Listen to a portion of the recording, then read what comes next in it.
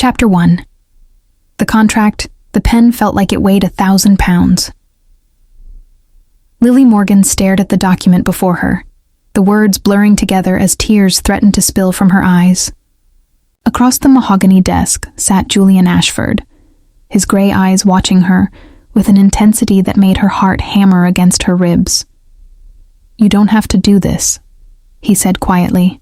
His voice was deep, measured, the voice of a man who'd built a fortune through careful calculation and controlled decisions. "There are other ways." Lily's fingers tightened around the pen. "No, there aren't." The truth hung between them like a specter. Her father's medical bills had exceeded $2 million. Stage 4 pancreatic cancer didn't come cheap, and neither did the experimental treatment that represented his only hope. Her mother had died when Lily was 12, leaving her father as her only family. She'd watched him sacrifice everything to raise her alone, working 2 jobs, going without so she could have piano lessons and art supplies, never remarrying because he said she was enough. Now it was her turn to sacrifice. "The money will be transferred to St. Catherine's Hospital within the hour," Julian continued, sliding another document across the desk. "This contract stipulates the terms of our arrangement." Our arrangement. Such clinical words for what amounted to buying a wife. Lily had known Julian Ashford by reputation before his attorney had approached her 3 weeks ago. Everyone in Boston knew the Ashford name. Old money, new success, and the kind of power that could move mountains or destroy lives depending on which side of Julian's favor you landed. At 34, he'd multiplied his inherited fortune 5 times over through strategic investments and a brilliant mind for technology ventures. He was also the most eligible bachelor on the East Coast, which made this arrangement all the more surreal. Why me? The question escaped before Lily could stop it. She'd asked it before, but his attorney had deflected with vague answers about discretion and suitability. Julian leaned back in his leather chair, studying her with those penetrating eyes. At 23, Lily knew she was pretty enough. Petite frame, long auburn hair, wide green eyes that her father always said reminded him of her mother. But she was nobody. An art gallery assistant with a modest apartment and a life that had been carefully small and safe until cancer had blown it all apart. "Because you need this marriage for the right reasons," Julian said finally. "You're not looking for fame or social climbing. You're trying to save your father's life. That kind of love, that kind of loyalty, tells me you'll honor the terms of this contract." He paused, then added with surprising gentleness, "And because my investigator's report painted a picture of someone who deserves better than the hand life has dealt you." The kindness in his voice nearly undid her. Lily blinked rapidly, refusing to cry in front of this stranger who was about to become her husband. "The contract," Julian continued, his tone becoming more businesslike, "stipulates a marriage duration of 2 years.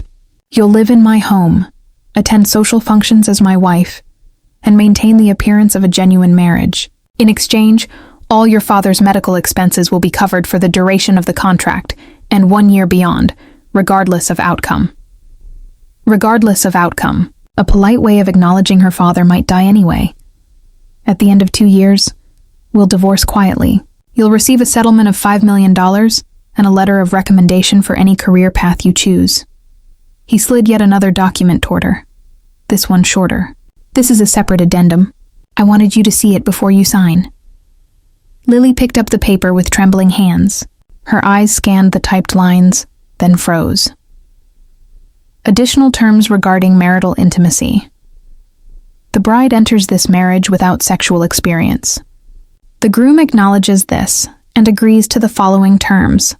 No expectation of physical intimacy beyond what is required for public appearances, hand-holding, brief embraces, etc. 2. The bride retains complete autonomy over her person. Any progression of physical intimacy will occur only at the bride's explicit initiation and consent. The groom will not pressure, coerce, or manipulate the bride regarding physical relations. 5. Separate bedrooms will be maintained unless otherwise requested by the bride. Heat flooded Lily's cheeks. Her inexperience, her virginity, was right there in black and white. Julian's investigator had been thorough indeed. Her sheltered life, her father's protectiveness after her mother's death, her focus on art and work rather than dating. It had all led to her 23 years of innocence. "You're embarrassed," Julian's voice cut through her spiraling thoughts. Lily couldn't meet his eyes. "It's not exactly something I advertised, Lily." He waited until she looked up. "This addendum isn't to embarrass you. It's to protect you. You're entering an arrangement out of desperation, not desire. I won't take advantage of that. You have my word. I will wait, however long it takes, or even if it never happens at all. This marriage may be a contract, but you're not property." Something in Lily's chest cracked open. She'd prepared herself to be treated as a transaction, an acquisition for whatever purpose Julian needed a wife. She hadn't expected respect, protection, a promise that maybe, just maybe, she wouldn't lose herself entirely in this bargain. "Thank you," she whispered. Julian nodded, but something flickered in his eyes, something that made Lily's breath catch. It was gone in an instant, replaced by his controlled mask. "The ceremony is scheduled for Friday," he said. "Civil service, just witnesses. My attorney will handle the documentation. I've arranged for a suite at the Langham, so you can stay near the hospital until your father is stable enough for the treatments to begin. Friday. 4 days away. 4 days until she became Mrs. Julian Ashford." Lily picked up the pen again, and this time when she pressed it to the paper, her hand was steady. She signed her name, Lily Rose Morgan, in careful script across the bottom of each document. Julian signed below her signature with a bold, confident stroke. When he looked up, Lily could have sworn she saw something almost like regret in his eyes. "I'll try to make this as painless as possible," he said quietly. Lily managed a small smile, though her heart was breaking for the life she was leaving behind, the dreams she'd harbored of someday finding real love, of choosing her own path. "You're giving my father a chance to live. That's not painless. That's everything." Julian watched Lily leave his office, her small frame somehow conveying both fragility and steel. When the door clicked shut, he released a breath he hadn't realized he was holding. What the hell was he doing? He'd needed a wife. That part was true. His grandmother's will had contained an unexpected clause. Julian had to be married by his 35th birthday, or his controlling stake in Ashford Industries would pass to his cousin Marcus. It was manipulation from beyond the grave, his grandmother's final attempt to see him settled and producing heirs. He had 4 months to comply. A contract marriage had seemed the logical solution, clean, controlled, with clear parameters and an exit strategy. But Lily Morgan complicated things. Julian had reviewed dozens of candidates his attorney had vetted. Society women looking for a title and money, actresses wanting exposure, businesswomen seeking connections. All of them would have served the purpose. Then his investigator had mentioned Lily, a young woman quietly drowning in medical debt, too proud to start a fundraiser, selling her possessions one by one to cover what insurance wouldn't. The investigator had included a photo from the art gallery where she worked. Julian had stared at that photo. For far too long, she was beautiful, yes, but Boston was full of beautiful women. What had arrested him was the expression on her face as she stood before a painting. Complete absorption. A slight smile. Her whole being radiating a capacity for wonder that Julian had lost somewhere in his climb to the top. He'd asked for more information. The investigator's report had painted a picture of genuine goodness. A young woman who volunteered at children's art programs, who brought coffee to the homeless man on her corner every morning, who'd turned down a marriage proposal from a colleague because she'd known she didn't love him enough, even though he'd offered to help with her father's bills. Julian had made his decision then. He'd marry Lily Morgan, fulfill his grandmother's requirement, and in exchange, he'd give her the resources to save her father and start a new life. What he hadn't anticipated was the surge of protectiveness that had hit him when she'd walked into his office that first day. Shadows under her eyes, shoulders bowed under the weight of impossible choices, or the way her embarrassment over the intimacy addendum had made him want to pull her into his arms and promise that nothing would ever hurt her again. Dangerous thoughts. This was a business arrangement. In 2 years, Lily would take her settlement and disappear into whatever life she chose. He'd marry someone appropriate, someone from his world who understood that love was a luxury and marriage was a merger. Julian looked down at the contract, at Lily's signature right above his. The addendum lay on top, and he found himself reading his own promises again. I will wait. It had seemed simple when he'd drafted it. Now, having spent an hour across from Lily, watching emotions play across her expressive face, catching the subtle vanilla scent of her perfume, noticing how her teeth worried her lower lip when she was nervous, waiting suddenly seemed like the hardest promise he'd ever made. 4 months, he said to the empty office. You can maintain control for 4 months. But even as he said it, Julian knew he was lying to himself. Chapter 2. The wedding, the morning of her wedding. Lily woke to the sound of rain against the windows of her hotel suite. It seemed fitting. Gray skies for a gray arrangement. She'd visited her father the previous evening at St. Catherine's Hospital. He'd been sleeping, the cancer having stolen so much of his strength that even conversation exhausted him. She'd held his hand and whispered that she was getting married, that everything would be okay now, that he just needed to hold on.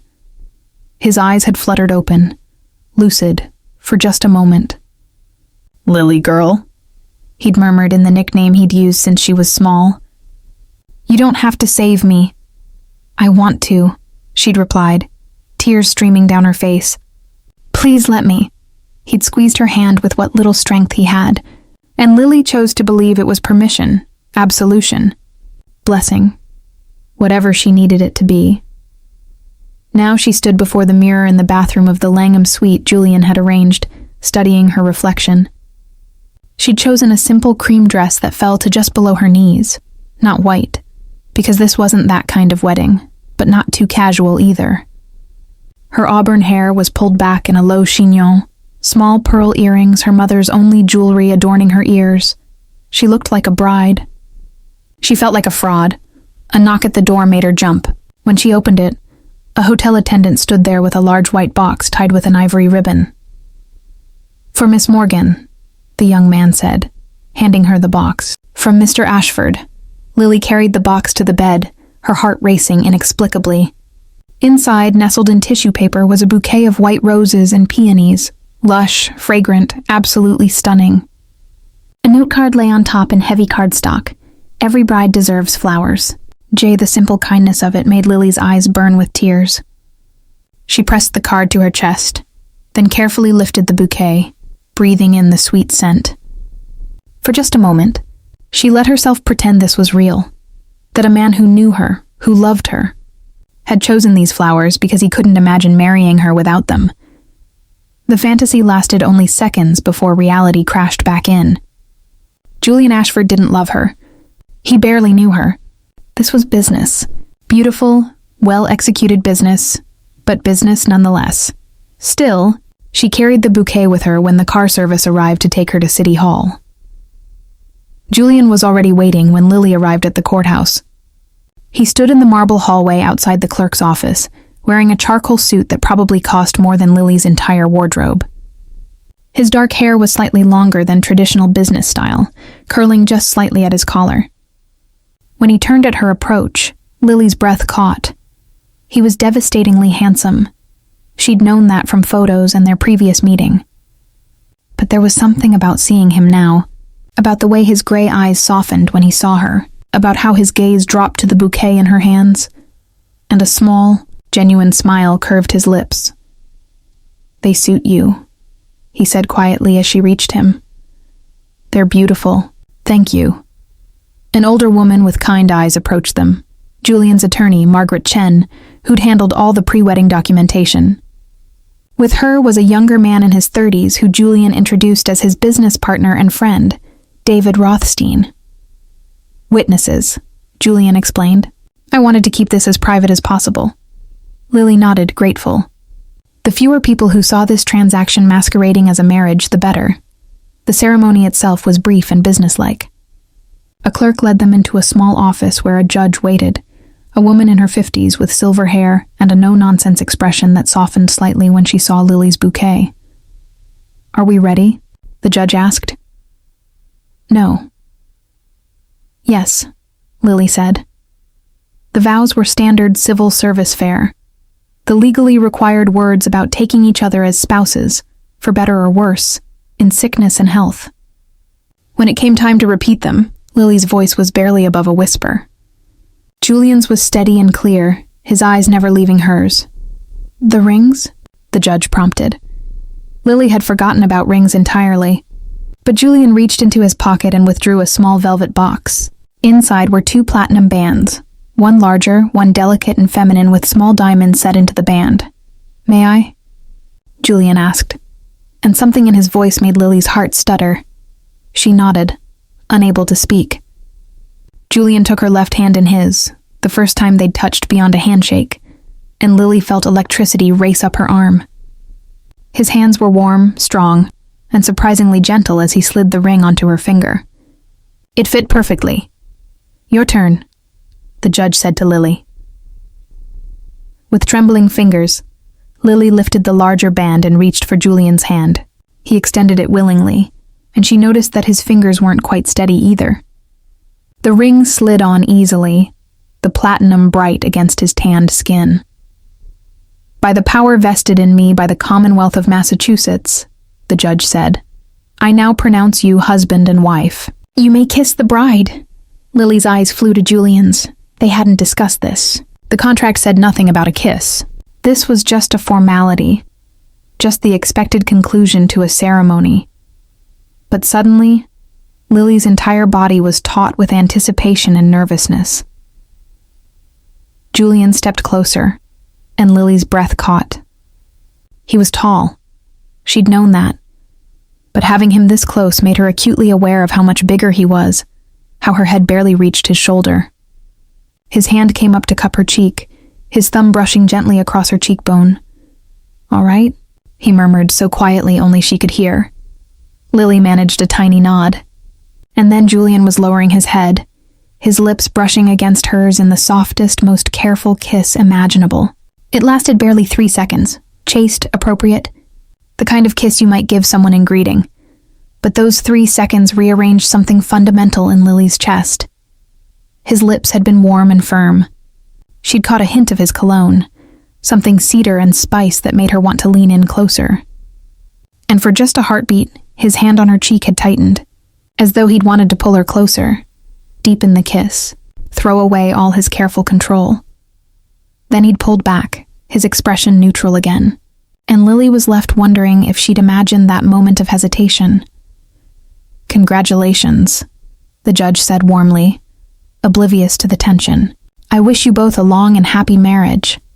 If only she knew.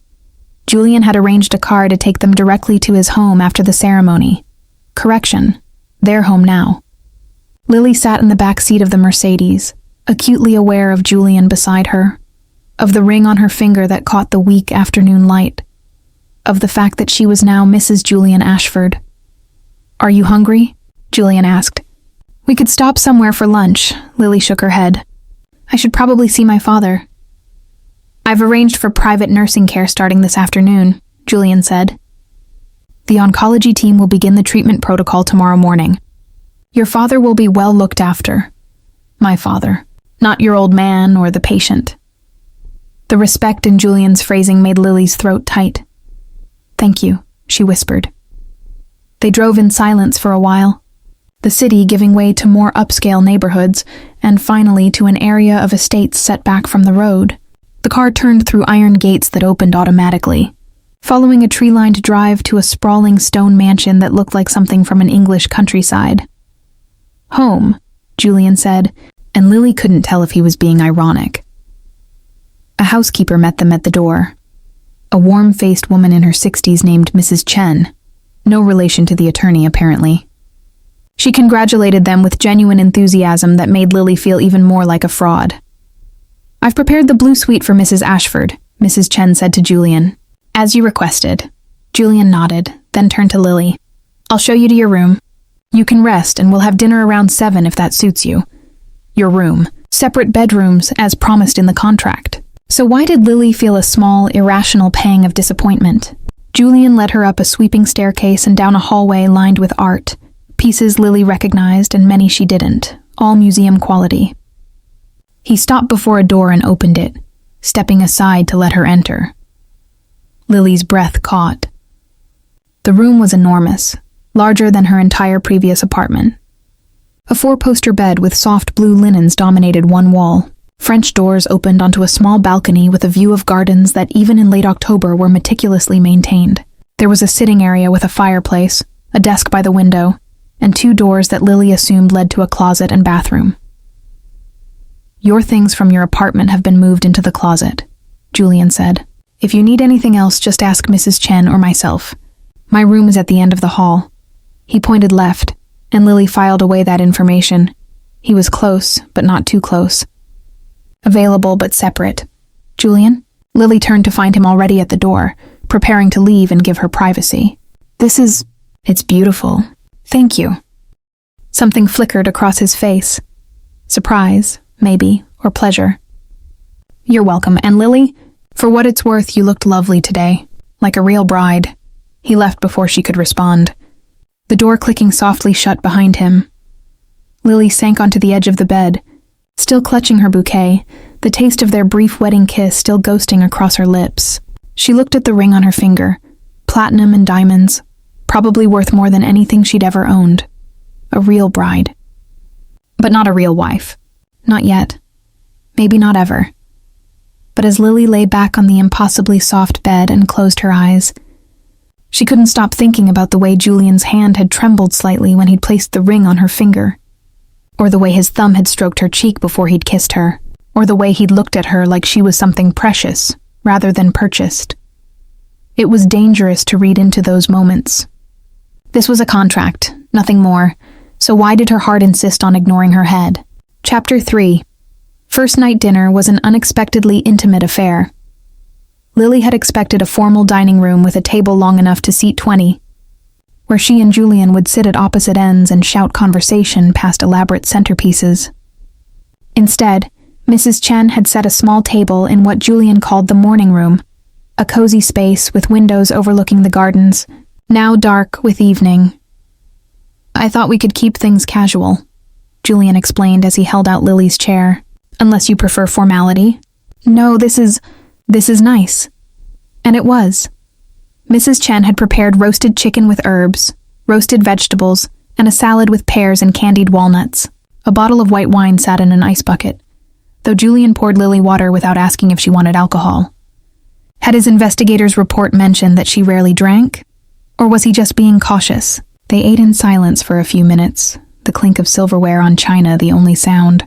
Lily snuck glances at Julian, trying to reconcile the controlled businessman from their first meeting with this man who'd chosen flowers for her and arranged casual dinners. "You have questions," Julian said finally, setting down his fork. "I can see them in your eyes. Ask." Lily set down her own fork, gathering courage. "Why did you really choose me? I know you said it was because I needed this for the right reasons, but there must have been others in similar situations. Why me specifically?" Julian was quiet for a long moment, his gray eyes studying her face. "Do you want the practical answer or the honest one?" "Both." A small smile tugged at his lips. "Practically, you fit the requirements. You're articulate, educated, and comfortable in social settings despite not being from my world. You're young enough to be believable as a sudden romance, but old enough to handle the scrutiny, and your situation ensured discretion." And honestly, Julian reached for his wine glass, taking a slow sip before answering. "There was a photo in the investigator's report. You were standing in the gallery where you work, looking at a painting. I've seen countless beautiful women, Lily. But the expression on your face, you looked like you still believed in magic. Like life hadn't beaten the wonder out of you yet." He paused, his jaw tightening. "Everyone in my world is jaded, calculating, always looking for angles and advantages. You looked real. And I realized I didn't want to spend 2 years with someone who saw this marriage as just another transaction. I wanted..." He stopped abruptly, as if he'd said too much. "What did you want?" Lily pressed gently. "A reminder," Julian said quietly, "that not everything has to be calculated and controlled. That sometimes things can just be." The vulnerability in his admission made Lily's chest ache. She'd seen Julian as powerful, controlled, slightly intimidating. a man who moved through the world with absolute confidence. She hadn't expected this glimpse of loneliness underneath. "Why do you need a wife?" The question came out before Lily could stop it. "I mean, I know there's a reason, but you've never said what it is." Julian's expression shuddered slightly, but he didn't deflect. "My grandmother's will. She left me controlling interest in Ashford Industries, our family's company, but with a condition. I have to be married by my 35th birthday, which is in 4 months, or the shares pass to my cousin Marcus. That's archaic. That was my grandmother." A fondness crept into Julian's voice despite his obvious frustration. She believed family was everything. She wanted to see me settled before she died, and when I wouldn't comply voluntarily, she found a way to force the issue. "So you decided to find a contract wife rather than just find someone?" "I don't have time for dating," Julian said bluntly. "And I'm not interested in the women who typically pursue me. They want the Ashford name, the money, the social position. They want what I can give them, not who I actually am." "How do you know I'm any different?" Lily challenged. "I'm here for your money too, for what you can do for my father." Julian leaned forward slightly, his gaze intense. "Because your first instinct when I offered you millions was to ask if there was another way. Because you cried when you signed the contract. Because you're sitting here now looking guilty for accepting help you desperately need." He reached across the table, his hand covering hers. "You're different, Lily. Trust me on that." The warmth of his hand on hers sent sparks racing up Lily's arm. She should pull away. This was supposed to be a business arrangement, not whatever this moment was becoming. But she couldn't make herself move. "Tell me about your father," Julian said, his thumb absently stroking the back of her hand. "What was he like before he got sick?" And just like that, Lily found herself talking. She told Julian about growing up with a single father who'd never made her feel like she was missing anything, even though she knew he'd sacrificed everything for her. About his terrible jokes and his love of old movies. About how he'd taught her to see art everywhere. Not just in galleries, but in the way light fell across a coffee cup or rain made patterns on windows. "He sounds remarkable," Julian said when she finished. "He is." Lily's voice caught. "He has to survive this, Julian. He has to." "The treatment has a good success rate," Julian said gently. "And he'll have the best doctors, the best care. We're giving him every advantage." "We." As if this was their shared burden, their joint mission. Lily knew it was just words, just Julian being kind, but it still made her feel less alone than she had in months. They finished dinner talking about art. Julian had an impressive collection, and to Lily's surprise, he actually knew the pieces rather than just owning them as status symbols. He promised to show her the gallery wing the next day, and Lily found herself genuinely looking forward to it. When Mrs. Chen cleared their plates and brought coffee, Julian glanced at his watch. "I have some work to finish tonight," he said, and Lily heard the apology in his voice. "I'll be in my study until late. Please make yourself at home. The house is yours now. Explore if you'd like." "Okay." Lily stood when he did, suddenly awkward. "What was the protocol for ending an evening with your contract husband?" "Thank you for dinner. And for everything today." Julian moved around the table, stopping close enough that Lily had to tilt her head back to meet his eyes. "Lily, I know this situation isn't ideal, but I meant what I said in the contract. You're safe here. Always." Before Lily could respond, he leaned down and pressed a kiss to her forehead. Brief, chaste, but somehow more intimate than their wedding kiss had been. Then he was gone, leaving Lily standing alone in the morning room, with her fingers pressed to the spot his lips had touched. Lily explored the house for an hour, marveling at the quiet opulence of Julian's home. Every room was tastefully decorated, comfortable despite the obvious expense. She found the library and immediately added it to her list of favorite spaces. Floor-to-ceiling shelves, a rolling ladder, deep leather chairs positioned near a fireplace. Eventually, she made her way back to her room, the blue suite that was hers for the next 2 years. Someone had unpacked her few belongings into the massive walk-in closet, where they looked pathetically inadequate hanging beside the empty spaces meant for a much larger wardrobe. Lily changed into pajamas, simple cotton shorts and a tank top, nothing like the silk nightgown she imagined belonged in a mansion like this. She washed her face, brushed her teeth, and slipped between sheets with a thread count she didn't even want to know. She should have fallen asleep immediately. The bed was incredibly comfortable, the room the perfect temperature, and exhaustion pulled at her from the emotional weight of the day. But sleep wouldn't come. Instead, Lily lay awake thinking about Julian's hand covering hers at dinner, about the way he'd looked at her when he'd said she was different, about his admission that he'd chosen her because she still believed in magic. Most of all, she thought about that brief kiss on her forehead and the warmth that had bloomed in her chest. This was dangerous. She couldn't afford to develop real feelings for Julian. This was a contract with an expiration date. In 2 years, she'd take her settlement and leave. And Julian would marry someone from his world, someone appropriate and jaded and calculating. The thought made Lily's chest ache in a way she didn't want to examine. A soft knock on her door made her jump. "Yes, it's Julian. I saw your light was still on. May I come in?" Lily pulled the covers up higher, suddenly conscious of her pajamas. Yes, okay." The door opened and Julian stepped in, still wearing his suit pants and dress shirt, though he'd removed his tie and unbuttoned the top buttons. He looked tired and somehow more human than he had all day. "I wanted to check on you," he said, staying near the door. "First nights in a new place can be difficult." "I'm fine," Lily said automatically. Then more honestly, "Actually, I can't sleep. Too much in my head." Julian moved further into the room, stopping at the foot of her bed. "Want to talk about it?" "Yes, no, maybe. I'm just trying to process everything. This morning I woke up alone in a hotel. Tonight I'm in a mansion, married to a man I barely know. It's a lot." "I can't imagine," Julian said quietly. He was silent for a moment, then added, "Would it help if I stayed? Just for a while until you fall asleep. I could sit in the chair," he gestured to the reading chair by the window, "and work on my laptop. Just so you're not alone." The offer was so unexpected, so thoughtful, that Lily felt tears prick her eyes. "You don't have to do that, I know, but I'd like to, if it would help." Lily nodded, not trusting her voice. Julian retrieved his laptop from somewhere and settled into the chair, angling it so he could see his screen without the light bothering Lily. The quiet clicking of his keyboard was oddly soothing. "Julian?" Lily said into the darkness. Thank you for everything. I know I keep saying it, but I mean it. You don't have to thank me, Lily. We're helping each other." But they weren't.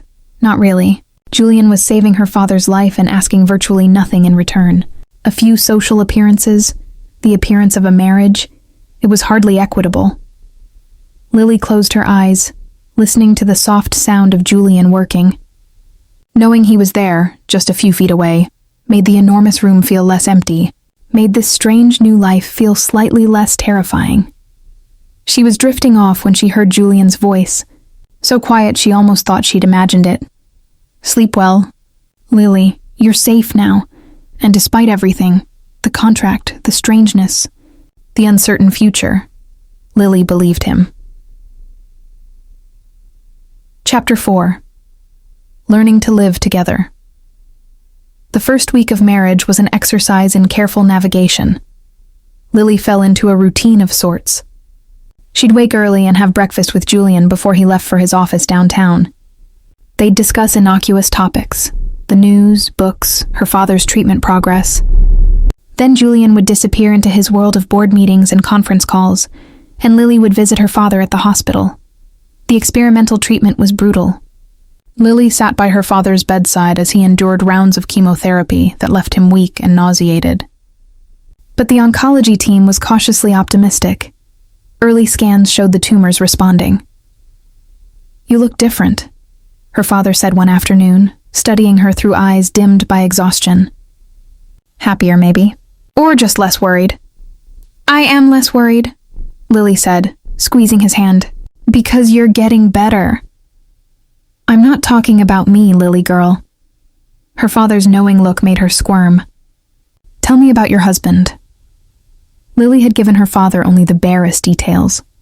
That she'd married someone who could help with the medical bills. That it was complicated but okay. She hadn't mentioned the contract or the 2-year timeline. Some truths were too heavy to share with a dying man who was desperately trying not to die. "He's kind," Lily said finally. "Kinder than I expected. Do you love him?" The question pierced straight through Lily's careful defenses. "Dad, I barely know him." "That's not what I asked." Lily looked away, unable to meet her father's eyes.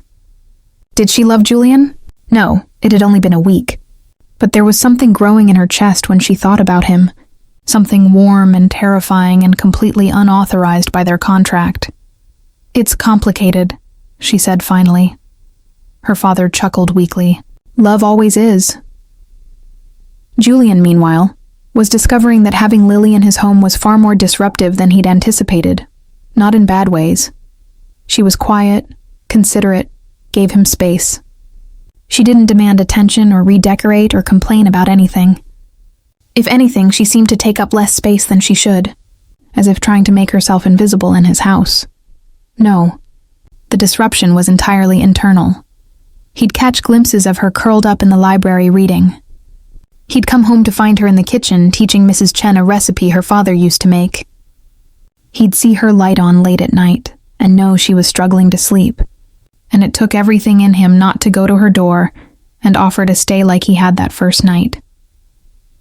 The problem was that Julian couldn't stop thinking about Lily, about the way she bit her lip when she was thinking, about her laugh, which she seemed surprised by every time, as if she'd forgotten she could feel joy, about how she looked at art with complete absorption, like nothing else existed in those moments.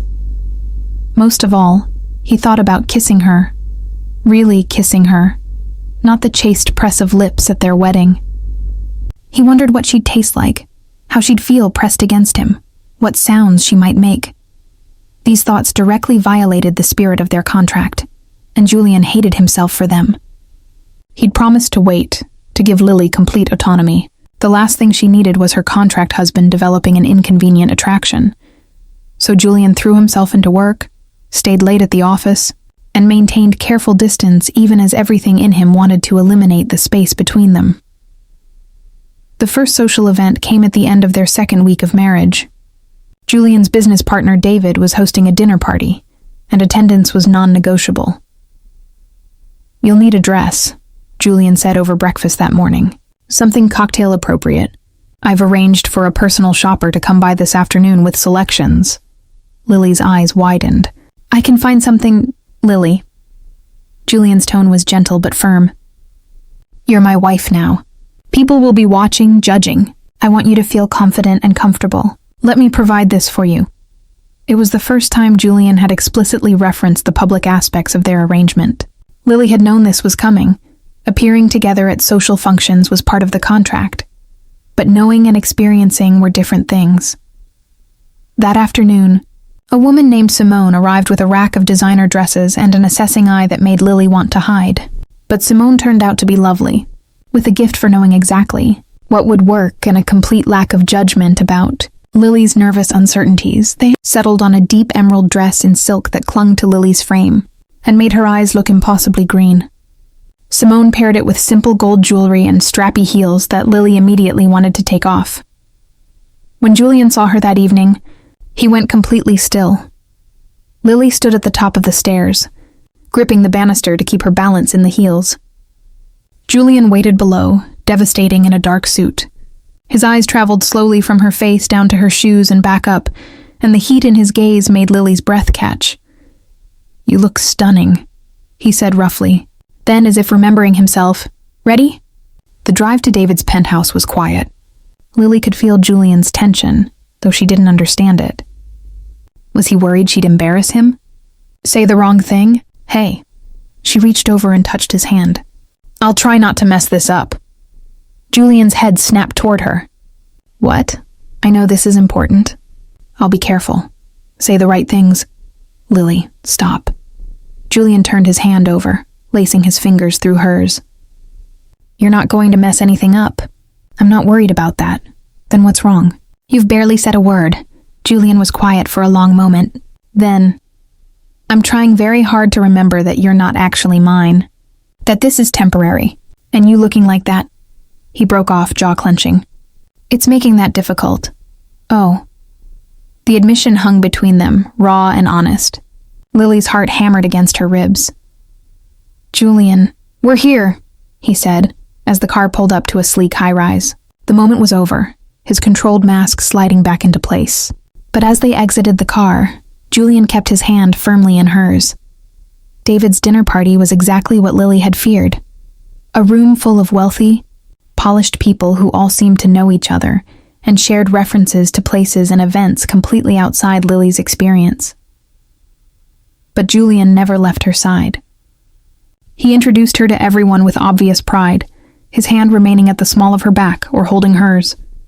When someone asked how they'd met, Julian smiled and said, "She was standing in an art gallery, completely lost in a painting. I took one look at her and knew I was in trouble." It was close enough to the truth to be believable, and delivered with such warmth that Lily almost believed it herself. The difficult moment came when a woman in her 40s with sharp eyes and sharper jewelry approached them. "Julian Ashford married." The woman's tone dripped with disbelief. "I never thought I'd see the day, and to someone so young." The insult was subtle but clear. Lily felt Julian tense beside her. "Someone so young and vibrant and real, you mean?" Julian's voice had gone cold. "Yes, Patricia. I got lucky." He steered Lily away before the woman could respond, his jaw tight with anger. "I'm sorry," he muttered. "Patricia Hayes is a notorious gossip and generally unpleasant person. I should have warned you." "It's fine," Lily said, though the woman's words had stung. "She's probably saying what everyone's thinking.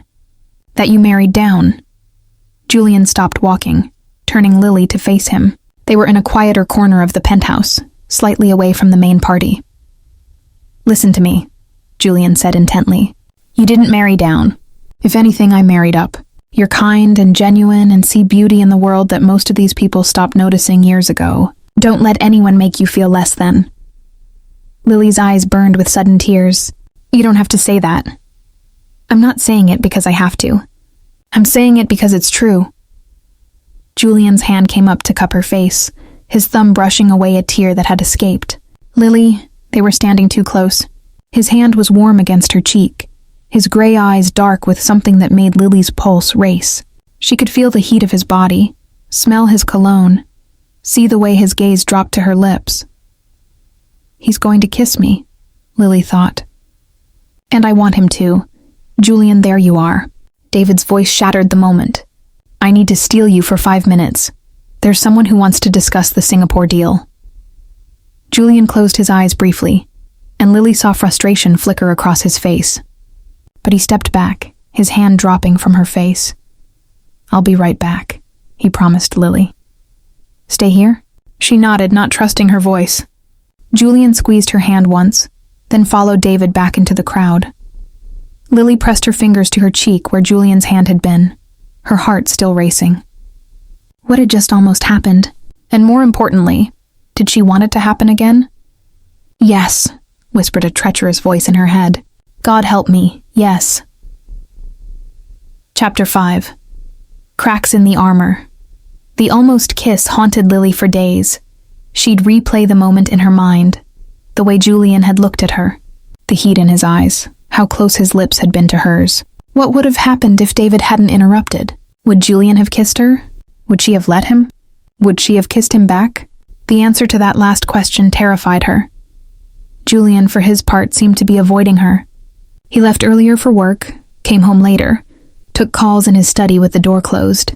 When they did see each other at breakfast or dinner, he was polite but distant, as though that moment at the party had never happened.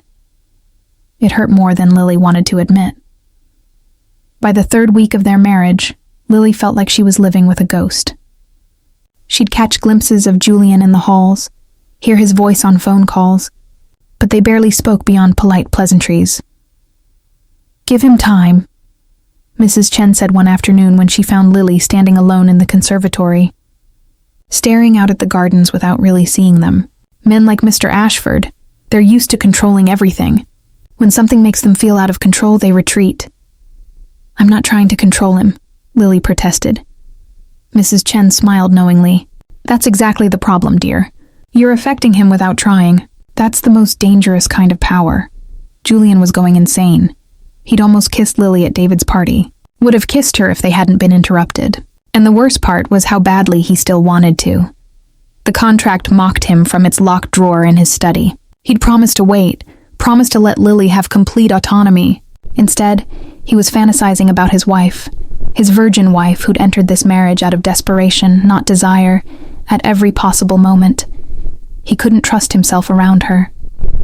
The dress she'd worn to the party was burned into his memory. But it wasn't just her appearance, it was everything. The way she hummed while arranging flowers, her laugh at something Mrs. Chen said, how she fell asleep reading in the library with a book open on her chest.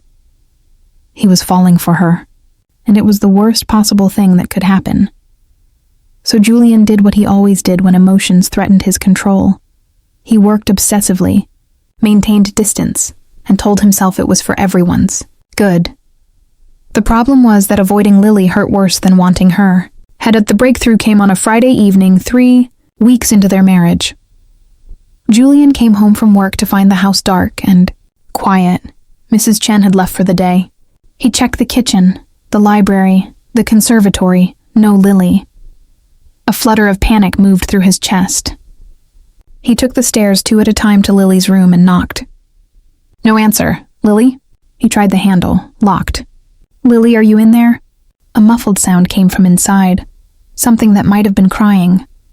Lily, I'm coming in. Julian used the master key he'd never thought he'd need, pushing open the door to find Lily curled on her bed. Sobbing into her pillow, terror shot through him. What happened? Are you hurt? Is it your father? Go away, Lily choked out. Not a chance. Julian crossed to the bed and sat on the edge, his hand hovering uncertainly before settling on her back. Tell me what's wrong. My father. Lily's voice broke. The treatment. It's not working as well as they hoped. The tumors are shrinking but not fast enough. They want to try a different protocol but it's more aggressive and he's so weak and... She dissolved into sobs again. Julian didn't think. He just gathered her into his arms, pulling her onto his lap and cradling her against his chest. Lily's hands fisted in his shirt as she cried, her whole body shaking with the force of her grief and fear. Shh, Julian murmured, rocking her gently. It's going to be okay. You don't know that. No, he admitted. But your father has the best doctors, the best treatment. He's fighting, Lily, and so are you. That has to count for something.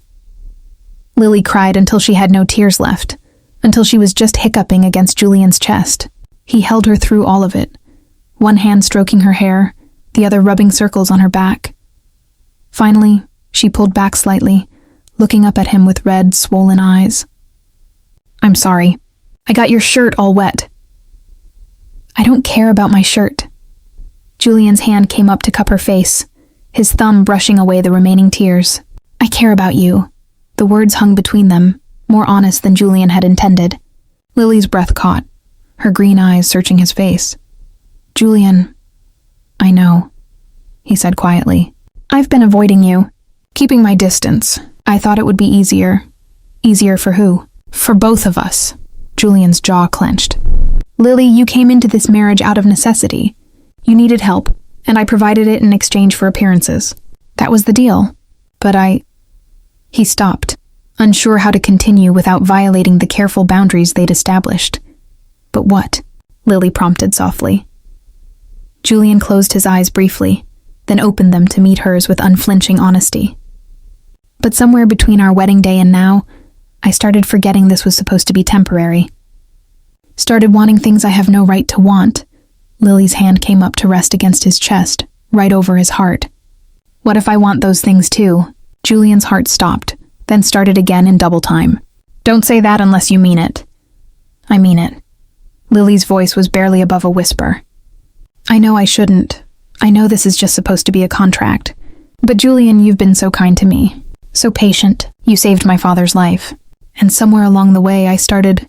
Don't, Julian interrupted. But there was no heat in it. Don't say it, Lily. Not if it's just gratitude. Not if it's because I paid for your father's treatment. That's not what this is. Lily's eyes flashed with sudden anger. Yes, I'm grateful. But I'm also, God, Julian, haven't you noticed? I light up when you come home. I find excuses to be near you. That dress I wore to the party? I wanted you to look at me the way you did. She broke off, flushed. What did you want? Julian's voice had gone rough. You, Lily admitted. I wanted you. The confession shattered the last of Julian's control. His hand slid into her hair, tilting her face up. If I kiss you now, it won't be like at our wedding. It won't be chaste or careful. I won't be able to stop at just one kiss. Then don't stop, Lily whispered. Julian gave her one last chance, his eyes searching hers for any hint of doubt. Finding none, he lowered his mouth to hers. The kiss was nothing like their wedding. This was heat and hunger, Julian's mouth claiming hers with weeks of pent-up longing. Lily gasped against his lips, and Julian took advantage, deepening the kiss until she was clinging to him, kissing him back with equal desperation. He'd never tasted anything sweeter than Lily's mouth, never felt anything more right than her body pressed against his. When he finally pulled back, they were both breathing hard, Lily's lips swollen and her eyes dark with awakened desire. Lily. His voice was ragged. We should stop. You're upset about your father. You're vulnerable. I'm not vulnerable, Lily interrupted. I'm clear-headed and I know what I want. I want you, Julian. I want this. You're a virgin, Julian said bluntly. Your first time shouldn't be because you're emotional and I lost control. Lily pulled back slightly, and Julian hated the loss of her warmth. Is that really why you're hesitating? Or is it because I'm not supposed to be anything more than a contract wife? You're so much more than that, Julian said fiercely. That's the problem. You're supposed to be temporary, Lily. A solution to a legal requirement. But He cupped her face with both hands. You're under my skin, in my head. I think about you constantly, and that terrifies me because in 21 months you're going to take your settlement and walk away, and I don't know how I'm going to survive it. Lily's eyes widened.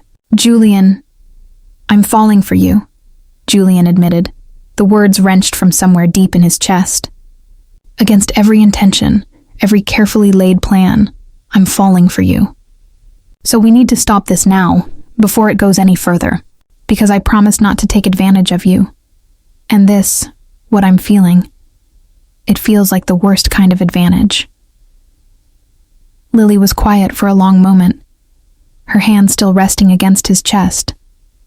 Julian could feel his heart hammering under her palm, betraying everything he felt.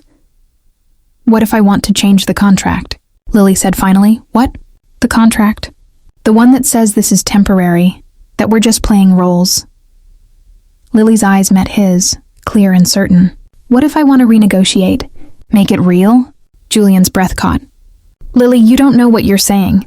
You're 23 years old. You have your whole life ahead of you. When your father is better, when you have money and freedom, you'll want to experience the world. Date. Find someone you actually chose rather than someone circumstances forced you to marry. You think I didn't choose you? Lily's voice rose slightly. Julian, yes, I needed help. Yes, this marriage started as a contract. But every day since, I've chosen to be here. I've chosen to let you in. I've chosen to fall for you despite knowing I shouldn't. You're falling for me. Julian couldn't keep the hope out of his voice. Completely. Lily's smile was tremulous but real. I know it's too soon.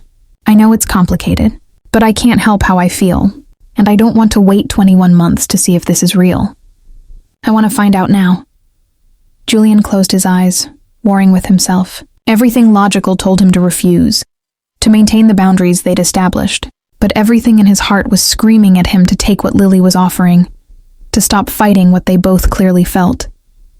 If we do this, he said finally, opening his eyes to meet hers, we do it right. No more separate bedrooms, no more maintaining distance. We try to build something real. Yes, Lily breathed, but we take it slow. I'm not taking you to bed tonight, Lily. Not when you're emotional, and I'm barely holding on to control. When we make love for the first time, it's going to be because we're both ready, not because we got caught up in a moment. Lily's cheeks flushed at his bluntness, but she nodded. Okay, we'll wait. But Julian, yes? Stop avoiding me, please. These last few days have been awful. Julian pulled her close again, pressing a kiss to her forehead. I'm sorry. I thought I was protecting us both, but I was just being a coward. They sat like that for a long while, Lily curled on Julian's lap, his arms around her. Eventually, Julian felt her relaxing, her breathing evening out. "Stay," Lily murmured, half asleep. "Like you did the first night." "Please?" "Always," Julian promised. He maneuvered them both so they were lying down, Lily's head on his chest, his arms around her. "Get some rest. I'll be right here." Lily was asleep within minutes, exhausted from crying and emotion. Julian lay awake long into the night, listening to her breathe, feeling the weight of her trust. He'd meant what he said. They were going to do this right. But as he held his wife in his arms, Julian couldn't help wondering if they'd just made everything infinitely more complicated or infinitely better. Only time would tell. Chapter 6. New Territory Lily woke to sunlight streaming through her windows and the disconcerting realization that she wasn't alone. Julian's arms were still around her, his chest rising and falling steadily beneath her cheek. At some point in the night, they'd shifted. Her leg was now tangled with his, her hand resting on his stomach. She should move. Pull away. But the temptation to just stay here, wrapped in Julian's warmth and the illusion of safety, was too strong. "I can hear you thinking," Julian murmured, his voice rough with sleep. Lily tilted her head back to find him watching her, his gray eyes soft in the morning light. "How long have you been awake?" "A while. I didn't want to wake you." His hand came up to brush a strand of hair from her face. "How are you feeling?" The question was loaded.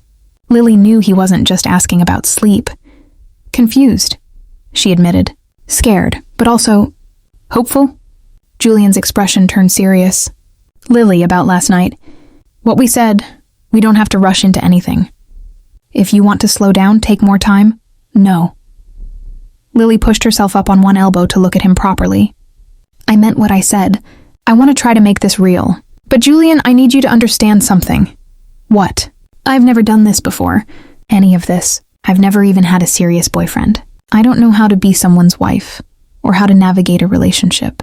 I'm probably going to mess up a lot." Julian smiled, his hand cupping her face. "Then we'll mess up together.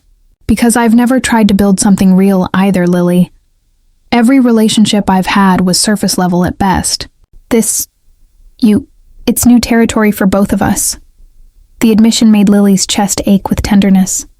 She'd assumed Julian, with his wealth and looks and power, would be experienced in all things including relationships. Learning he was just as uncertain made him seem more human, more reachable. "So what do we do now?" Lily asked. "Now?" Julian glanced at his watch on the nightstand and groaned. "Now I call my office and tell them I won't be in today. And then we figure out how to do this properly." "Properly?" Julian sat up, keeping Lily close. "Dating, getting to know each other. All the things we skipped over in our rush to sign contracts and save your father. I want to court you, Lily. Do this the right way." "We're already married," Lily pointed out. "All the more reason to do it properly now." Julian's eyes were warm with affection and something deeper. "What do you say? Will you let me take you on a proper date?" Lily couldn't stop the smile that spread across her face. "Yes, absolutely yes." Julian proved to be surprisingly good at dating his own wife. That first day, after he'd called his office and scandalized his assistant by taking an unscheduled day off, Julian took Lily to the Museum of Fine Arts. They spent hours wandering galleries, and Julian discovered that listening to Lily talk about art was one of his new favorite activities. "You see how the light falls here?" Lily gestured to a Monet painting, her whole face alive with enthusiasm. "He's not painting water lilies. He's painting the feeling of a summer afternoon, the heat, the stillness, that moment right before everything gets golden." Julian found himself watching Lily more than the paintings. She was radiant when she talked about art, completely unself-conscious, her usual nervousness forgotten. This, he realized, was who Lily was when she felt safe, when she wasn't worried about saying the wrong thing or being judged. He wanted her to feel that safe with him all the time. They had lunch at a small cafe nearby, sitting outside despite the October chill. Lily told Julian about her dreams of maybe working as an art consultant, or even opening a small gallery someday. Julian told her about the scholarship program he'd started for underprivileged kids interested in technology, a project he rarely discussed publicly. "Why keep it quiet?" Lily asked. "That's an incredible thing you're doing," Julian shrugged. "Because the moment you publicize charity, it stops being about helping and starts being about optics. I don't need the tax write-off or the PR. I just want to give kids opportunities I had by accident of birth." The way Lily looked at him then made Julian's breath catch, like he was someone worth admiring. Like he was more than just his money and name. "What?" he asked. "I'm just realizing I really lucked out in contract husbands," Lily said, her smile teasing but her eyes serious. Julian reached across the table and took her hand. "For the record, I'm the lucky one." Over the next 2 weeks, Julian and Lily settled into a new pattern. They still maintained separate bedrooms. Julian insisted on that, despite Lily's subtle suggestions otherwise. But the distance between them had disappeared. Julian made a point of coming home for dinner every night. They'd cook together sometimes, Mrs. Chen amused by Julian's rusty kitchen skills, but impressed by his willingness to try. They'd eat in the morning room, talking about everything and nothing. Books, movies, embarrassing childhood stories, dreams for the future. After dinner, they'd often end up in the library. Julian would work on his laptop while Lily read, but being in the same room, existing in comfortable silence together, felt more intimate than any conversation. They'd fall asleep together too, not in a sexual sense. But Lily would drift off reading, and Julian would carry her to her bed and stay until she was deeply asleep. Or Julian would find Lily already in bed, and she'd hold out her arms in invitation. And he'd lie down with her, holding her close until morning. The physical intimacy between them was increasing too, but slowly. Julian would steal kisses in passing, soft, sweet brushes of lips that left them both wanting more. He'd pull Lily onto his lap while they watched movies, his hands roaming her back but never going further. She'd wake him with kisses, her hair falling around them like a curtain. But when things started to heat up, Julian would pull back. "Not yet," he'd say, his voice strained. "I want you to be sure." And Lily, who was growing increasingly frustrated with Julian's restraint, would want to argue that she was sure, had been sure for weeks. But she could see the control it took for Julian to stop, could feel the tension in his body when he held her, and she found herself falling. For him even more for his determination to protect her. Even from himself. The turning point came at the end of their 5th week of marriage. Lily's father had responded well to the new treatment protocol.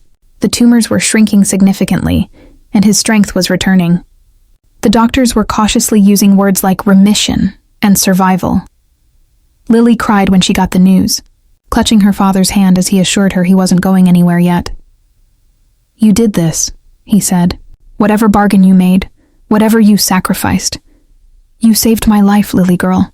I didn't sacrifice anything," Lily said truthfully. Looking at her father's face, seeing color in his cheeks and light in his eyes again, she knew it was true. Yes, she'd entered a contract marriage, but what she'd gained, Julian, this new life, the possibility of real love, was worth so much more than anything she'd given up. She went home and told Julian the news. He pulled her into his arms, spinning her around, laughing with genuine joy. "He's going to be okay," Lily said, tears streaming down her face again. "Julian, he's going to live. I told you he was a fighter." Julian set her down but kept his arms around her. "Lily, I'm so happy for you. For him." Lily looked up at this man who'd saved her father, who'd given her a home, who'd somehow become the center of her world in just over a month. "I love you," she said. Julian went completely still. "What? I love you." The words came easier the second time. "I know it's too soon. I know I'm supposed to be careful and protect myself. But Julian, I love you. I think I have since you kissed my forehead our first night here." Julian's eyes were dark with emotion. "Lily, you don't have to say it back," Lily said quickly. "I just needed you to know, because my father almost died, and it made me realize that life is too short to not say the important things. And this, you're the most important thing." Julian cupped her face with both hands, his expression so tender it made Lily's heart ache. You think I don't love you back? Lily, I've been in love with you since you stood at the top of those stairs in that emerald dress and took my breath away. Maybe even before that. But I didn't want to say it, and have you think it was just gratitude or obligation or me trying to pressure you into something you weren't ready for. I'm ready, Lily whispered. Julian, I'm ready for all of it. For you. For us. You're sure? Julian's hands were trembling slightly against her face. Lily, once we cross this line, there's no going back. I can't make love to you and then maintain distance. I can't have you completely and then let you go at the end of our contract. Then let's change the contract. Lily stood on her toes, bringing her lips close to his. Let's make this real, Julian. Not for 2 years. Forever. Forever. Julian repeated as if testing the word. Then with more certainty. Forever. God, yes, Lily. Forever. When he kissed her this time, it was different from all their other kisses. This was a claiming, a promise, a beginning. Julian's mouth moved against hers with barely controlled passion, his hands sliding into her hair, tilting her head to deepen the kiss. Lily responded with equal fervor, her fingers clutching his shirt, pulling him closer. When Julian's tongue traced the seam of her lips, she opened for him, gasping at the sensation. The kiss turned molten, desperate, both of them trying to pour weeks of restraint and longing into the connection. When they finally broke apart, both breathing hard, Julian rested his forehead against hers. Bedroom, he said roughly. Now. Because if we stay here, I'm going to take you against the wall, and your first time deserves better than that. Heat flooded Lily's body at his words. Maybe I wouldn't mind against the wall, Julian groaned. You're going to kill me. Come on. He took her hand and led her upstairs, but instead of going to her room, he took her to his at the end of the hall. Lily had never been in Julian's bedroom. It felt like trespassing on the one space he'd kept separate. But as Julian opened the door and pulled her inside, Lily realized this was exactly right. This wasn't about her space or his space anymore. They were merging their lives completely. Julian's room was masculine but not cold. Dark wood furniture, deep blue bedding, floor-to-ceiling windows overlooking the gardens. But Lily barely registered the details because Julian was pulling her close again, his mouth finding hers. They kissed their way to the bed, hands starting to explore more boldly. Julian's fingers found the zipper of Lily's dress, and he pulled back slightly. Still okay?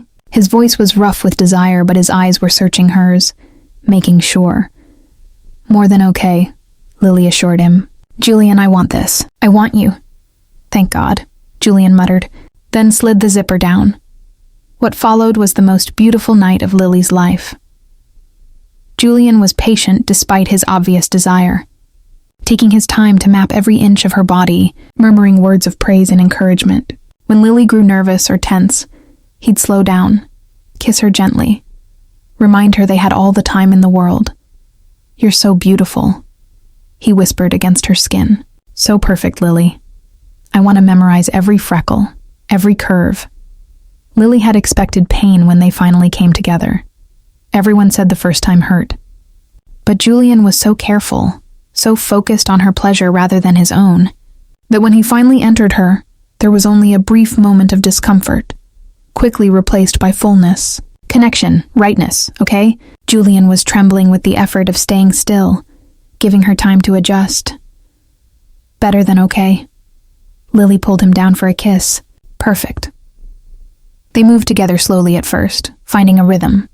Julian watched Lily's face, adjusting based on her reactions, learning what made her gasp and what made her fingers dig into his shoulders. When Lily started moving more urgently, chasing something she didn't quite understand, Julian shifted the angle and suddenly pleasure crashed over her in waves.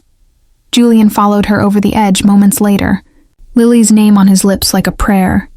Afterward, they lay tangled together, heart still racing, skin slick with sweat. Julian pulled Lily close, pressing kisses to her forehead, her cheeks, her lips. I love you, he said. God, Lily, I love you so much. I love you too.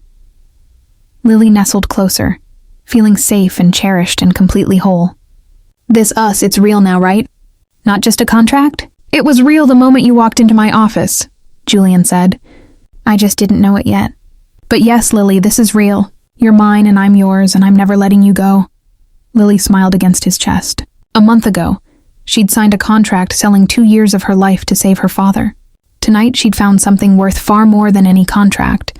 She'd found love, and she had the rest of her life to enjoy it. Chapter 7. Building a Life. The weeks that followed were a blissful blur of falling deeper in love. Julian and Lily combined their bedrooms, choosing to make Julian's larger suite their shared space. Lily's belongings migrated down the hall, clothes filling the closet beside Julian's suits, her books appearing on his nightstand, her art prints finding places on the walls. It should have felt strange, but instead it felt like coming home. They settled into married life with surprising ease. Julian still went to his office, but he made a point of being home by 6 every evening. Lily started working part-time at a small art gallery in the city, initially just to have something to do, but quickly discovering she loved the work. "You're glowing," her father said during one of her visits. He was looking better every day, the cancer in full retreat. "Marriage agrees with you." "Julian agrees with me," Lily corrected, unable to stop the smile that always came when she talked about her husband. "When do I get to meet this man who swept my daughter off her feet and saved my life?" Lily had been dreading and anticipating this question in equal measure. "Soon. As soon as the doctors say you're strong enough for visitors beyond me." The truth was, Lily was nervous about her father meeting Julian.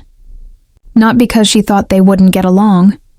Her father was easygoing and kind, and Julian had proven himself endlessly patient and generous. But there was something final about introducing them, something that would make this marriage feel even more real. As if sensing her thoughts, her father reached for her hand. "Lily girl, I need to know something. Are you happy? Really happy, not just putting on a brave face?" Lily met her father's eyes, still sharp despite his illness, and answered with complete honesty. "I'm happier than I ever thought possible. Julian is... Dad, he's everything. He makes me laugh. He challenges me. He sees me, really sees who I am, and he loves me anyway." "Then I can't wait to meet him," her father said simply. "Anyone who makes you smile like that is okay in my book." Julian, meanwhile, was discovering that being in love was both exhilarating and terrifying. He'd never expected to feel this way about anyone, let alone someone he'd technically purchased as a contract wife. But Lily had somehow slipped past every defense he'd built, had found her way into corners of his heart Julian hadn't known existed. The way she hummed while getting ready in the morning, how she'd steal his coffee and wrinkle her nose at the bitterness but drink it anyway, the small sounds she made in her sleep, the way she'd reach for him even when unconscious, needing the connection. And the nights. God. The nights. Making love to Lily was addictive. Each time they came together, Julian discovered new things about her body, new ways to make her gasp his name. She was eager and willing to learn, asking him to teach her, show her, and the trust in her eyes when she gave herself over to pleasure destroyed and rebuilt Julian every single time. But it wasn't just the physical. It was waking up with her in his arms. It was her laughter over breakfast. It was the way she'd look at him across a crowded room at business functions, and he'd know she was thinking about later, when they could be alone. Julian had never been so happy in his life, and that scared him. Because in the back of his mind, a small voice kept reminding him that this had started as a transaction, that Lily had married him out of necessity, not choice, that just because she said she loved him now didn't mean she'd still feel that way when the desperation faded. He tried to ignore the voice, tried to focus on how Lily looked at him, how she responded to his touch, how she'd told him she loved him first. But late at night, when Lily was asleep beside him, Julian would lie awake and wonder how long this could last. How long before Lily realized she'd settled for the first man who'd offered her an escape. The introduction to Lily's father happened on a Thursday evening, 6 weeks into their marriage. The doctors had declared him strong enough for longer visits, and Lily had asked Julian to come to the hospital with her. Julian had spent the entire drive there trying to ignore the nervous tension in his stomach. He'd faced down hostile corporate boards, negotiated multi-million-dollar deals, and given presentations to hundreds of people without breaking a sweat. But the thought of meeting Lily's father, the man whose medical bills had been the catalyst for their entire arrangement, made Julian's palms sweat. "He's going to love you," Lily said, squeezing Julian's hand as they rode the elevator up to the oncology floor. "Or he'll see right through me and know this started as a business arrangement." Lily stopped walking, turning to face Julian. They were alone in the hallway, still several doors away from her father's room. "Julian, listen to me. Yes, we started as a contract, but that's not what we are now. My father is going to see how you look at me, how you touch me, how you make me smile. He's going to see that you love me. That's all that matters." Julian pulled her close, pressing a kiss to her forehead. "What did I do to deserve you?" "You saw me when I needed to be seen," Lily said simply. "You saved my father's life. You gave me a home. You taught me what love feels like. That's more than enough." They walked the rest of the way hand in hand. Lily's father, Thomas Morgan, was sitting up in bed when they entered, looking frail but alert. His eyes were the same green as Lily's, and when he saw Julian, they went sharp with assessment. "Dad, this is Julian," Lily said, pulling Julian forward. "Julian, my father, Thomas." Julian extended his hand. "Mr. Morgan, it's an honor to finally meet you. Lily speaks about you constantly." Thomas's handshake was weak, but his gaze was strong as he studied Julian. Then to Julian's surprise, the older man smiled. "You're nervous." "Terrified," Julian admitted. "Good." Thomas gestured to the chair beside his bed. "Means you care what I think. Sit down, both of you. Let me get a look at the man who married my daughter." They talked for over an hour. Thomas asked about Julian's business, his family, how he'd met Lily. Julian answered honestly. Well, mostly honestly. He explained the truth about his grandmother's will requiring him to marry, but he described meeting Lily in slightly softer terms than, "My investigator found her drowning in your medical debt." "I was at a fundraiser for the hospital," Julian said, the story they'd crafted together flowing smoothly. "Lily was there working with the gallery that donated art for the silent auction. I saw her standing in front of a painting, completely lost in it, and I couldn't look away. When I found out she was dealing with your illness, that she was sacrificing everything to help you." He reached for Lily's hand. "I knew she was someone special. It was true enough, even if the timeline was slightly adjusted." Thomas watched them throughout the conversation, and Julian could see the older man cataloging every interaction, how Julian's hand never left Lily's, how they'd exchange glances and small smiles, how Julian would unconsciously lean toward Lily like a plant seeking sunlight. Finally, Thomas said, "Lily, would you mind grabbing me some water from the nurse's station? They have the good kind with the lemon." Lily looked between the two men, clearly understanding this was an excuse to get her out of the room. "Okay, but I'm warning you both, no ganging up on anyone." When she was gone, Thomas's expression turned serious. "So, you married my daughter and took on millions of dollars in medical debt. Want to tell me the real reason?" Julian's respect for Thomas increased tenfold. The man was dying, but his mind was sharp, and his protectiveness of his daughter was absolute. "Because she was worth saving," Julian said simply. "You both were." "That's a nice sentiment, but it's not an answer." Julian took a deep breath. "The truth? My grandmother's will required me to marry by my 35th birthday or lose my company. I needed a wife. Lily needed resources to save your life. It started as a mutually beneficial arrangement." Thomas's eyes hardened. "And now? Now I can't imagine my life without her." Julian leaned forward, meeting Thomas's gaze directly. "Sir, I know how this looks. I know the circumstances of our marriage aren't traditional, but I love your daughter more than I thought I could love anyone. She's the best thing that's ever happened to me, and I will spend the rest of my life making sure she knows that, making sure she's happy and safe and cherished. What happens when your company is secure? When you've fulfilled your grandmother's requirement? Nothing changes," Julian said firmly. "I've already instructed my attorneys to destroy the original contract and draft a new will leaving everything to Lily. Not because I have to, but because she's my wife in every way that matters. This isn't temporary, Mr. Morgan. This is forever." Thomas studied him for a long moment, then nodded slowly. "I believe you. You know why? Why? Because you're terrified. A man planning an exit strategy wouldn't be this nervous about meeting his contract wife's dying father. But a man in love, he'd be exactly this scared of screwing it up. Thomas smiled. "Take care of my girl, Julian. She's the best thing I ever did."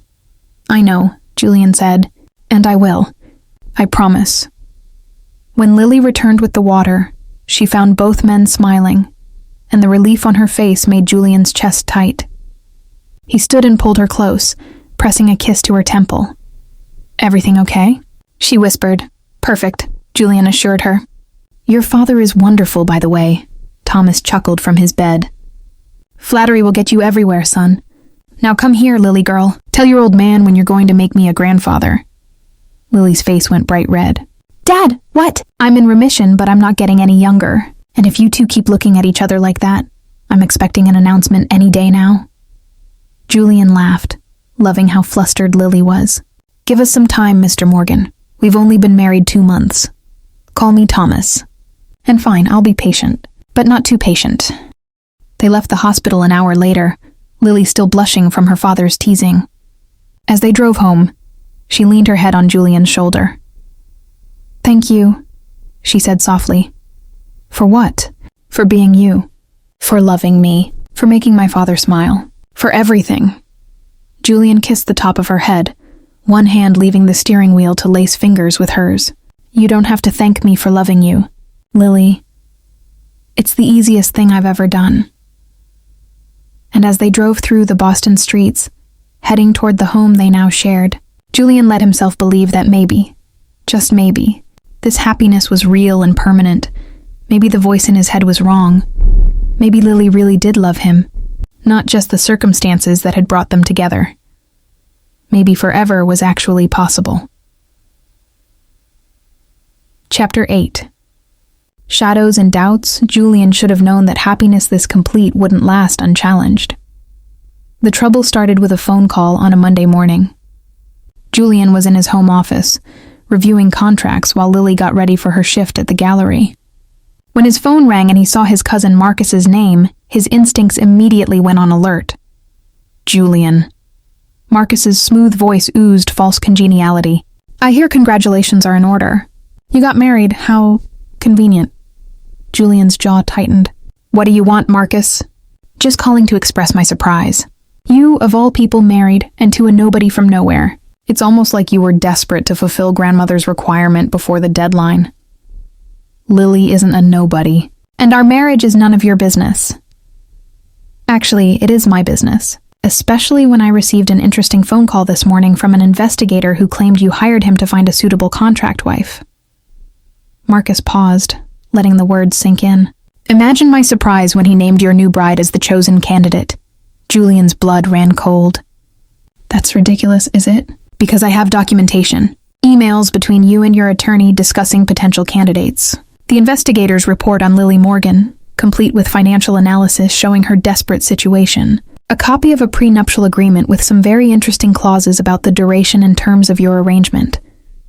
"How did you—" Julian stopped himself, but it was too late. "You're not denying it." Marcus's voice took on a victorious edge. "Oh, this is perfect." "Do you know what happens when a marriage is proven to be fraudulent?"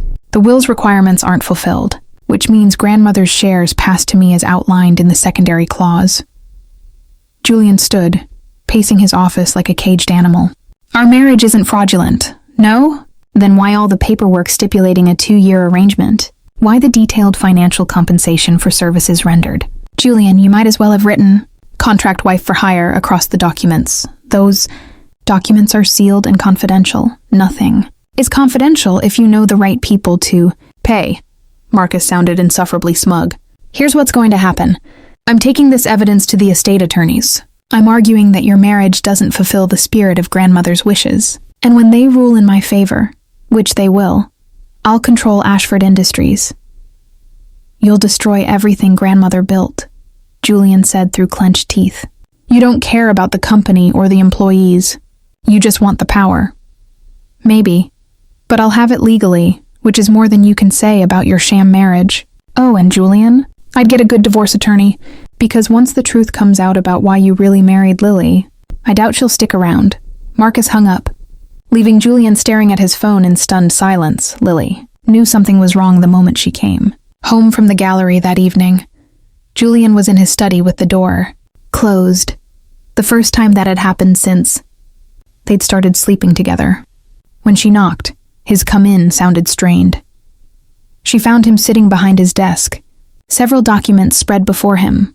His expression shuddered in a way she hadn't seen since their first weeks of marriage. "Julian, what's wrong? We need to talk."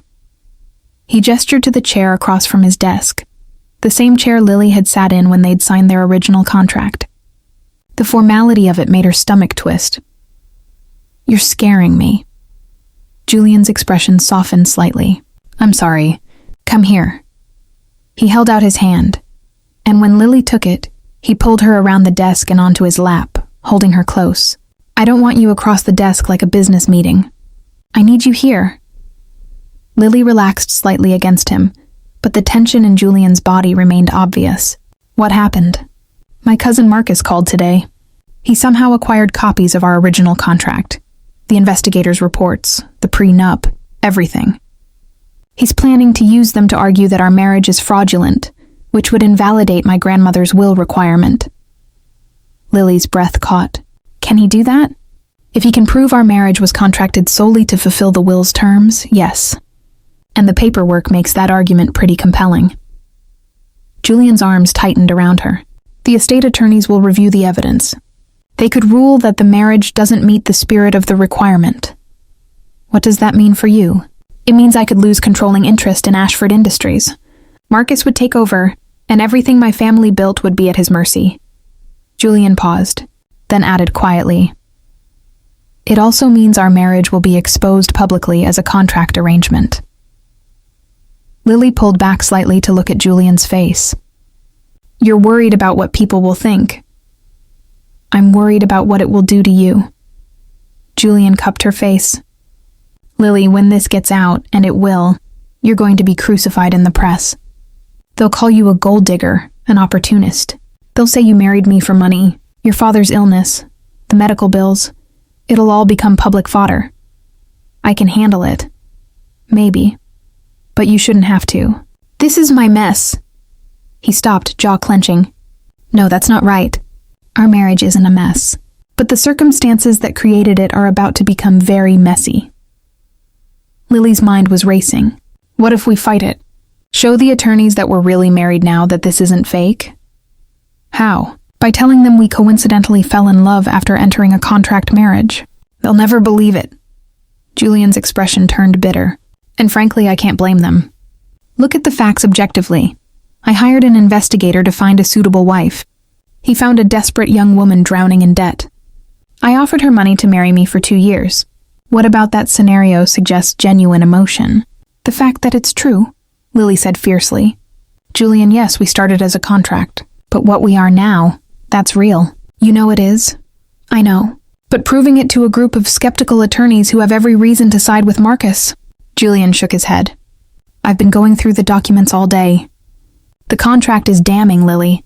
It specifies duration, financial compensation, even clauses about intimacy. It reads exactly like what it was, a business transaction. Lily's heart was pounding now. So what do we do? Julian was quiet for a long moment. When he finally spoke, his voice was carefully neutral. There is one option. What? We give Marcus what he wants. I dissolve the marriage, let him have the company. You take your settlement as outlined in the contract, and we go our separate ways before this becomes an even bigger scandal. Lily went very still. You want to divorce me? God, no. Julian's arms tightened convulsively around her. But Lily, I'm trying to think about what's best for you. If we stay together, you're going to be dragged through public scrutiny. Your father's medical history, your financial situation, every detail of your life will be dissected. Is keeping me worth that? Yes, Lily didn't hesitate. Julian, I don't care what people say. I don't care if they think I'm a gold digger or an opportunist. I know the truth. You know the truth, and that's what matters. You say that now? I say that because I love you. Lily turned fully in his lap, straddling him so she could grip his face with both hands. Listen to me. I don't care about the company. I don't care about money or social status or any of it. I care about you, about us. And I'm not walking away just because things got difficult. Julian's eyes were dark with emotion. You didn't sign up for this level of scandal. I signed up for you. For better or worse, remember. We said those vows, Julian. And yes, I know we meant them as part of the contract at the time, but I meant them for real. I'm not going anywhere. Julian pulled her close, burying his face in her neck. Lily felt dampness against her skin and realized with shock that Julian was crying. This strong, controlled man was falling apart in her arms. I can't lose you, he whispered raggedly. Lily, I can't. You're everything. Then don't push me away. We fight this together. Lily held him tightly, pressing kisses to his temple, his cheek, anywhere she could reach. Whatever happens with the company, whatever people say, we face it together. I'm not leaving. I'm never leaving. They stayed like that for a long time, holding each other while the world threatened to tear them apart. Finally, Julian pulled back, wiping his eyes with something like embarrassment. Sorry. That was human, Lily interrupted. You're allowed to be human, Julian. You don't have to be controlled and perfect all the time. Not with me. Julian managed a small smile. What did I do to deserve you? You chose me. Even when you had other options, safer options, you chose me. Lily kissed him softly. Now let me choose you back. Let me fight for us. Okay. Julian's smile strengthened. Together. Together, Lily agreed. The next few days were a whirlwind of attorney meetings and strategy sessions. Julian's legal team reviewed the documents Marcus had acquired and agreed the situation was serious but not hopeless. The key is proving that your current relationship is genuine, Margaret Chen explained during a meeting in Julian's office. If we can demonstrate that the marriage evolved from contract to real emotional connection, we can argue that it fulfills the intent of the will even if the beginning was unconventional. How do we prove emotional connection? Lily asked. Testimony, documentation of your life together, evidence that you've integrated fully into each other's lives beyond the contract's requirements. Margaret looked between them. Have you dissolved the separate bedroom arrangement the contract specified? Yes, Julian said. We share a bedroom now, have for several weeks. Good. Any witnesses to your relationship? Friends, family, colleagues who can testify to genuine affection? My father, Lily offered. He met Julian recently. He could testify. Mrs. Chen, our housekeeper, Julian added.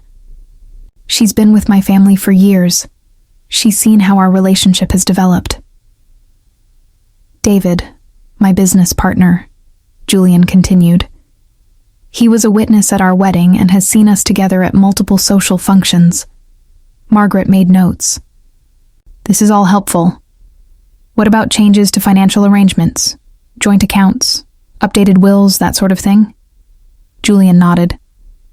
I've already updated my will to leave everything to Lily. I can provide documentation. And I transferred ownership of my apartment to Julian, Lily added, then paused. Wait, actually, I gave it up when I moved in with him. Does that count? It demonstrates integration of lives, yes. Margaret looked up from her notes. Here's what I'm recommending. We request a meeting with the estate attorneys before they make any ruling. You two attend together. Present a united front. We provide all this documentation, and we let them see your relationship firsthand. If they observe genuine affection and commitment, it'll be harder to dismiss the marriage as purely transactional. When? Julian asked. As soon as possible. Marcus is pushing for a quick ruling, which means we need to move fast. The meeting was scheduled for the end of the week, 4 days away. 4 days to prepare to defend their marriage, their love, their entire future together. Lily tried not to panic. The night before the meeting with the estate attorneys, Lily couldn't sleep. She lay in bed beside Julian, listening to his steady breathing and wishing her mind would quiet. But every time she closed her eyes, she saw scenarios where the attorneys ruled against them, where Julian lost his company, where their marriage was declared fraudulent and invalid, where she lost him. "Stop thinking so loud," Julian murmured, startling her. "I can practically hear your thoughts spiraling." "Sorry, I didn't mean to wake you." Julian rolled over, pulling Lily close. "Talk to me. What's got you so worked up? What if this doesn't work? What if they rule against us? Then we deal with it. Together. But you could lose everything. The company.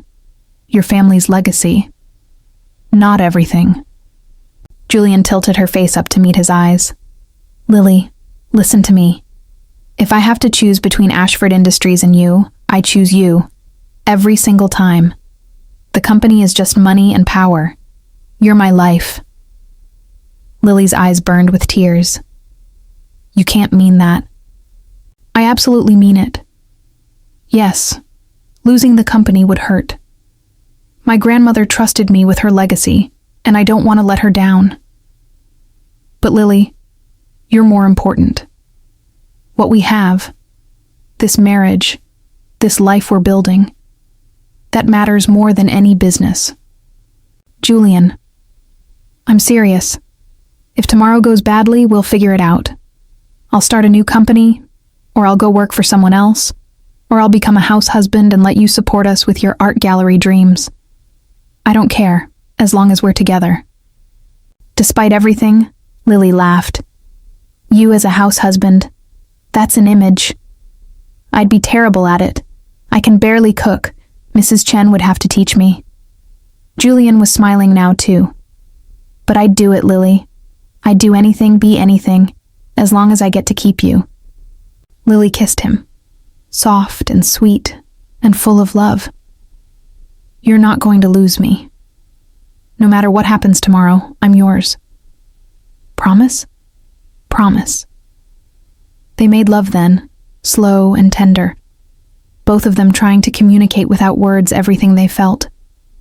Afterward, tangled together in the sheets, Lily finally felt her anxiety ease enough to sleep. Whatever tomorrow brought, they'd face it together. Chapter 9. Truth and Consequences. The meeting with the estate attorneys took place in a sleek conference room at a downtown law firm.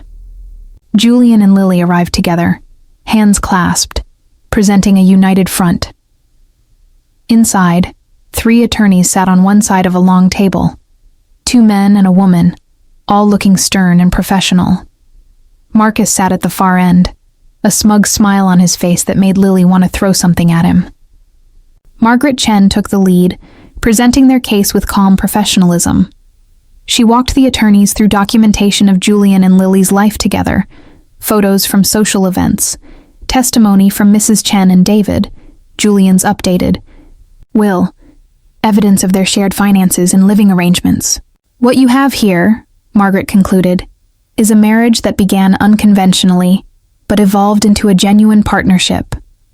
Yes, there was an initial contract, but that contract was dissolved by mutual agreement when both parties developed real feelings for each other. This marriage fulfills both the letter and the spirit of Mrs. Ashford's will requirements." "Or," Marcus interjected, "what you have is a convenient story crafted to disguise a fraudulent arrangement. Let me ask Mrs. Ashford directly." He turned to Lily, his eyes cold. "How much did my cousin pay you to marry him?" "Marcus," one of the attorneys warned. "No, it's a fair question." Marcus leaned forward. "The contract specifies a settlement of $5 million at the end of 2 years. That's quite an incentive to play the devoted wife for a while. Tell me, Mrs. Ashford, would you have married Julian if he was penniless?" Lily felt Julian tense beside her, but she kept her voice steady. "I married Julian because he offered to save my father's life. Yes, money was involved. I'm not going to pretend otherwise. My father was dying and I was out of options. Julian provided a solution." She saw triumph flash in Marcus's eyes, but Lily wasn't finished. "But you asked if I would have married him if he was penniless. The answer is yes. Not the man I signed a contract with. I didn't know that man well enough. But the man I know now? The man who held me while I cried about my father? Who learned to cook pasta because it's my favorite? Who reads beside me in the library even though he has work to do, just so we can be together? That man I would marry even if he had nothing, because he gave me something more valuable than money. He gave me himself. Lily turned to look at Julian, seeing love and pride in his eyes. Then she looked back at Marcus. You think this is about financial compensation? You're wrong.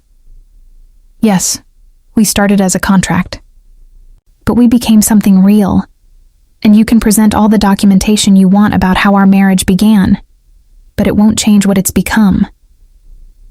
One of the attorneys, the woman, was looking at Lily with something like approval. Mrs. Ashford, can you tell us when your feelings for Julian changed? Lily thought back. It wasn't one moment. It was 100 small ones. The way he kissed my forehead on our wedding night. How he sent me flowers just because every bride deserves them. The first time he stayed with me until I fell asleep because I was scared in a new place. When he met my father and was genuinely nervous about making a good impression. She squeezed Julian's hand. I think I started falling in love with him the first night, when he promised I was safe. But I knew for certain the night he broke down and admitted he couldn't lose me, because I realized I couldn't lose him either. Julian cleared his throat. May I say something? The lead attorney nodded. Please. I'm not going to deny that this marriage started as a contract. The documentation Marcus provided is accurate. I did hire an investigator, I did seek out potential candidates, and I did propose a business arrangement to Lily. Julian's voice was steady, but his hand tightened around Lily's. But what Marcus's documentation can't show is what happened after we signed those papers. He turned to look at Lily. I chose Lily because her investigator's report showed genuine goodness in a world that often feels cynical. I thought I was hiring an actress to play a role. Instead, I married a woman who challenged every assumption I had about relationships and love. Back to the attorneys. Yes, my grandmother's will forced me to marry. But Lily didn't force me to fall in love with her. That happened all on its own, against my better judgment and despite every intention to keep things professional. And now I can't imagine my life without her. Julian pulled out a document from the folder in front of him. This is a dissolution of our original contract, drafted and signed 3 weeks ago. No financial compensation, no end date, no requirements or obligations. Just two people choosing to stay married because they want to, not because a contract says they have to. He slid the document across to the attorneys. You want proof our marriage is real? There it is. We destroyed the contract that brought us together because it no longer reflected what we'd become. We're not business partners. We're husband and wife. The room was silent as the attorneys reviewed the dissolution document. Finally, the woman attorney spoke.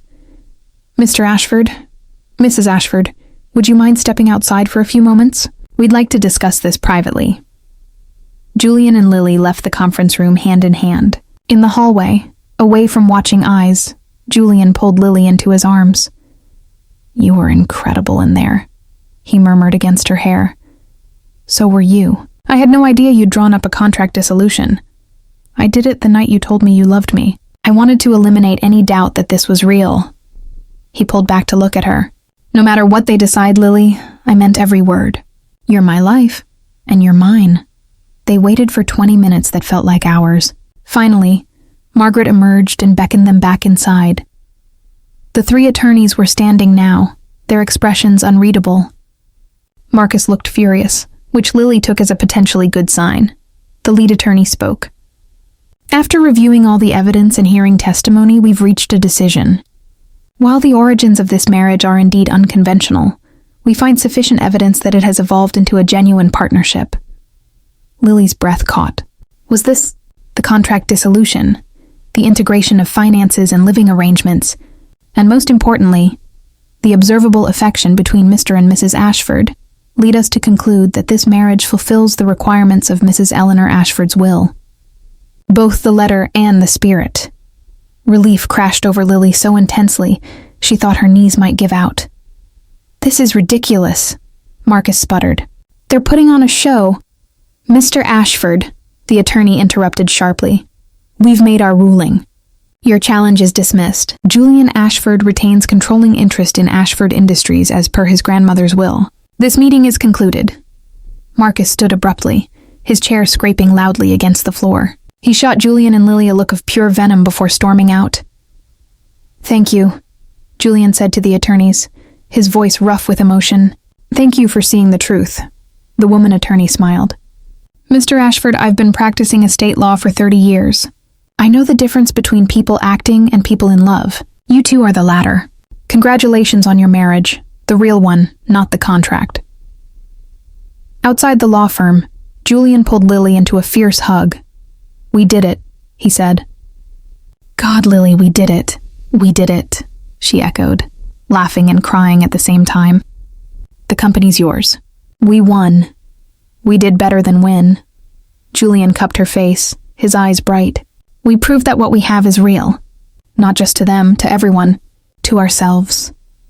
He kissed her right there on the street, not caring who saw. It was deep and passionate and full of promise. When they finally broke apart, both breathless, Julian said, Let's go home. Yes, Lily agreed. Let's go home. They drove back to the house in comfortable silence, hands linked across the center console. Lily watched the city pass by her window and marveled at how much had changed in just 2 months. She'd entered Julian's office as a desperate woman selling herself to save her father. She was leaving that law firm as a wife, as a partner, as someone who'd found love in the most unexpected place. At home, Mrs. Chen met them at the door, her face anxious. How did it go? We won, Julian said simply, and Mrs. Chen's face broke into a huge smile. I knew it. I told Thomas just yesterday when I visited him. I said, Those two are the real thing. Anyone with eyes can see it. You visited my father? Lily asked, surprised. Of course. He's lonely in that hospital room. We play cards and he tells me stories about you as a little girl. Mrs. Chen's eyes twinkled. He asked me to report back if you two were still making eyes at each other. I told him the house is practically swimming in hearts and flowers. Lily laughed, feeling lighter than she had in days. Thank you, Mrs. Chen, for everything. Oh, hush. Go celebrate with your husband. I've made dinner. It's in the warming drawer. I'll leave you two alone. After Mrs. Chen left, Julian led Lily up to their bedroom, but instead of the passion Lily expected, Julian just pulled her onto the bed and wrapped himself around her, holding her close. Julian, just let me hold you for a minute, he murmured. I need to feel that this is real, that you're really here and we really won and this isn't all going to disappear. Lily settled into his embrace, understanding. The last few days had been stressful for both of them, but especially for Julian. He'd faced losing not just his company but their marriage, their entire life together. I'm here, she whispered. I'm real, and I'm yours, and I'm not going anywhere. Julian's arms tightened. I love you. God, Lily, I love you so much it scares me sometimes. I love you too, more than I thought I could love anyone. They lay like that for a long time, just holding each other, letting the stress and fear of the past days drain away. Eventually, Julian's hand started tracing patterns on Lily's back, his touch turning from comforting to sensual. Lily? Thank you, Lily pulled back to look at him. For what?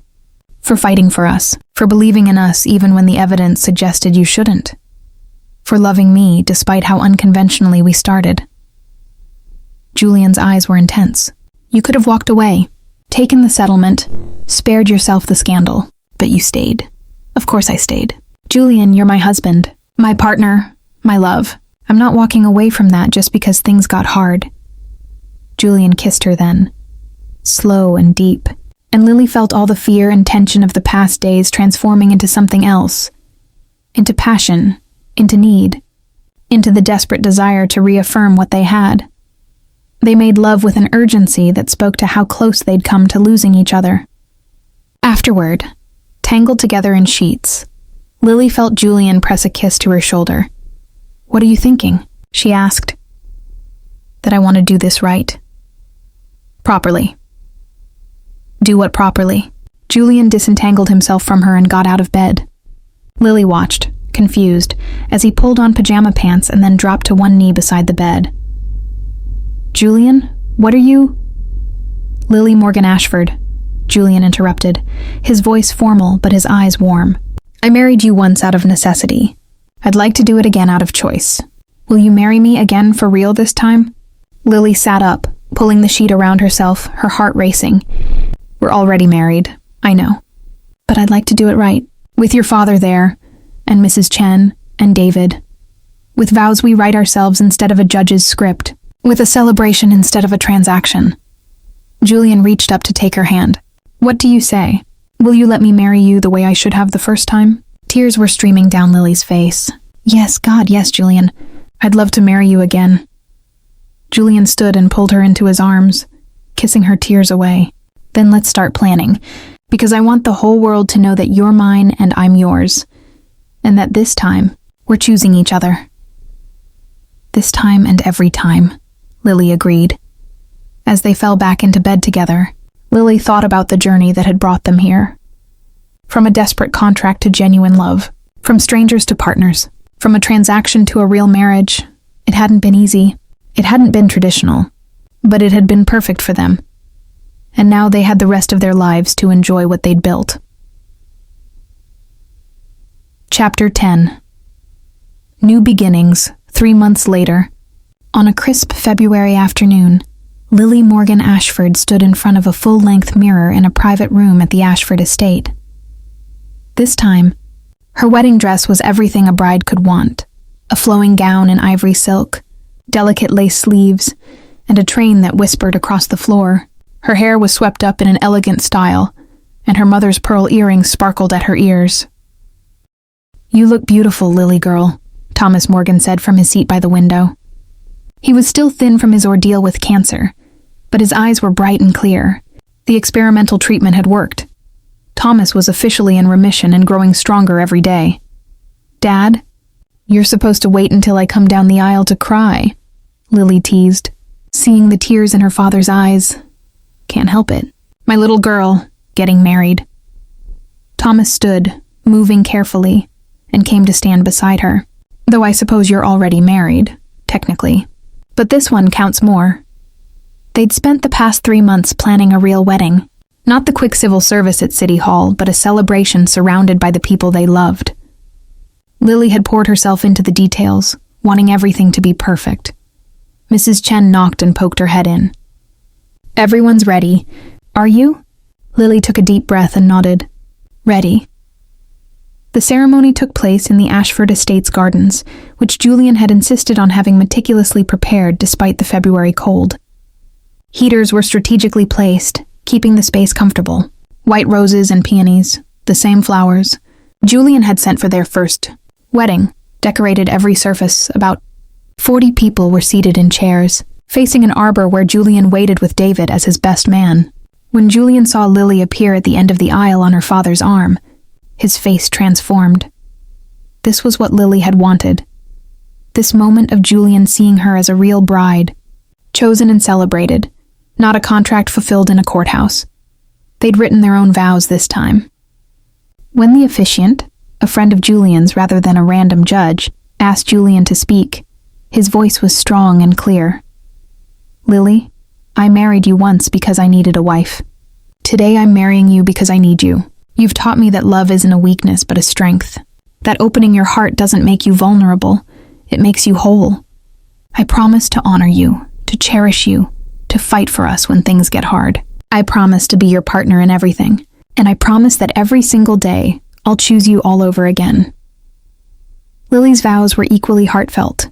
"Julian, when we met, I thought I was making a sacrifice, trading my freedom to save my father.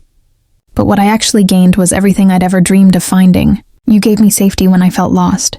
You gave me home when I had nowhere to go. You gave me love when I wasn't sure I'd ever find it. I promise to be your shelter and your adventure, your calm and your chaos, your partner in building a life that's ours, messy and beautiful and completely real." When the officiant pronounced them husband and wife this time, Julian's kiss was neither brief nor chaste. He pulled Lily close and kissed her like a man claiming his future, and the assembled guests erupted in cheers and applause. I love you, Mrs. Ashford, Julian murmured against her lips. I love you too, Mr. Ashford, again. The reception was held in the Ashford Mansion's ballroom, the same space where Julian's grandmother had hosted legendary parties decades before. Music played, champagne flowed, and Lily found herself swept up in accepting congratulations from guests who'd had no idea about the complicated beginning of her marriage. But the best part was simply being able to celebrate openly. No more pretending their feelings were part of a role. No more worrying about someone discovering the truth. They could just be themselves, two people madly in love, starting a life together. You look happy, Thomas said, appearing at Lily's elbow during a quiet moment. I am happy, deliriously so. Good, you deserve it. Thomas squeezed her hand. And thank you, for what? For saving my life, for giving me a chance to see this, to walk you down the aisle, to see you this happy. I know what you sacrificed to help me, Lily. I know this marriage wasn't your first choice. Dad, stop. This marriage is my first, last, and only choice. Yes, it started because I needed money for your treatment, but it became so much more. Julian is... She looked across the room to where her husband was talking with David, and her heart swelled. He's everything I didn't know I was looking for. I can see that. And I can see he feels the same about you. Thomas kissed her cheek. Be happy, Lily girl. That's all I want. Late that night, after the last guest had left and Mrs. Chen had ushered away the catering staff, Julian found Lily standing alone in the now empty ballroom. Hey, he said softly, coming up behind her and wrapping his arms around her waist. What are you doing down here? I've been looking everywhere for you. Lily leaned back against him, just thinking, taking it all in. Any regrets? Not a single one. Lily turned in his arms to face him. Today was perfect, Julian. Thank you for giving me this. You deserve 1,000 perfect days. I plan to spend the rest of my life giving them to you. They swayed together in the empty ballroom, no music playing but moving in perfect sync anyway. Julian? Do you ever think about how this all started? About that first day in your office when I signed the contract? Sometimes why? I was so scared that day. So desperate. I remember thinking I was selling my soul to save my father. Lily smiled up at him. I had no idea I was actually finding it. Julian's eyes were tender as he looked at her. I thought I was solving a problem, fulfilling a requirement so I could keep my company. I didn't realize I was gaining everything I'd ever actually wanted, which is a partner, a home, someone to build a life with. You, Lily. I wanted you. I just didn't know it yet. They kissed then, slow and sweet, taking their time. When they finally pulled apart, Julian took Lily's hand. Come on, let's go to bed. Our bed in our home, as husband and wife, for the second time but really for the first. That's unnecessarily complicated, Lily laughed. So are we. But we made it work. As they climbed the stairs to their bedroom, Lily reflected on the strange and wonderful journey that had brought them here. From a contract marriage born of desperation to a real marriage built on love. From strangers conducting a transaction to partners building a future. It hadn't been traditional. It hadn't been easy, but it had been theirs, and that made it perfect. Epilogue. 2 years later, Lily stood in the gallery she now owned, adjusting the placement of a painting by a young artist she'd discovered. 2 years had passed since her second wedding to Julian, and life had settled into something beautifully ordinary. Well, as ordinary as life could be married to a billionaire. The gallery had been Julian's gift for their first anniversary, the first real one, he'd specified. I'm not counting the contract wedding. It was a small but prestigious space in Boston's art district, and Lily had poured her heart into making it a place where emerging artists could showcase their work alongside established names. She heard the gallery door open and turned to see Julian entering, carrying takeout bags and wearing the smile that still made her heart skip. I brought lunch, he announced. And before you ask, yes, I left the office in the middle of the day to bring my wife food. David thinks I've gone soft. You have gone soft, Lily teased, crossing to kiss him, but I love it. They ate lunch sitting on the gallery floor, surrounded by art, talking about their days. Julian told her about a new tech startup he was considering investing in. Lily showed him photos of the youth art program she'd started, kids from underserved neighborhoods getting free lessons and supplies. "Your father called," Julian said between bites of pad thai. "He wants to know if we're coming to dinner on Sunday." "We can. Did you tell him about—" Lily paused, suddenly nervous, despite having discussed this decision with Julian repeatedly over the past month. "About the baby discussion? No, I figured we'd tell him together once we actually make a decision." Lily touched her still flat stomach instinctively. They'd been talking about starting a family, carefully, because neither wanted to rush into something they weren't ready for. But lately the conversations had been happening more frequently. "I think I want to," Lily said quietly. "Have a baby, I mean." "Not right away, but soon." Julian's eyes lit up. "Yeah? Yeah. I love our life, and I love what we've built together. And I want to expand that, create a family, raise kids who'll grow up knowing that love is the most important thing." Julian set down his food and pulled Lily onto his lap. "You're going to be an incredible mother, and I promise to only embarrass our future children a moderate amount." Lily laughed, wrapping her arms around his neck. "I can't believe we're talking about this. 2 years ago, I was signing a contract to be your wife for 2 years. Now we're planning to have babies." "The contract was the worst decision I ever made," Julian said. "Worst because it was manipulative and mercenary. Best because it brought you into my life. Do you ever think about what would have happened if we'd never met? If your grandmother hadn't put that clause in her will?" Julian considered. "Sometimes, and then I'm grateful we'll never know. Because us, it was worth every complication, every scandal, every moment of doubt. You're worth everything, Lily." She kissed him thoroughly, not caring that they were in her gallery where anyone could walk in. When they finally broke apart, both breathless, Lily rested her forehead against his.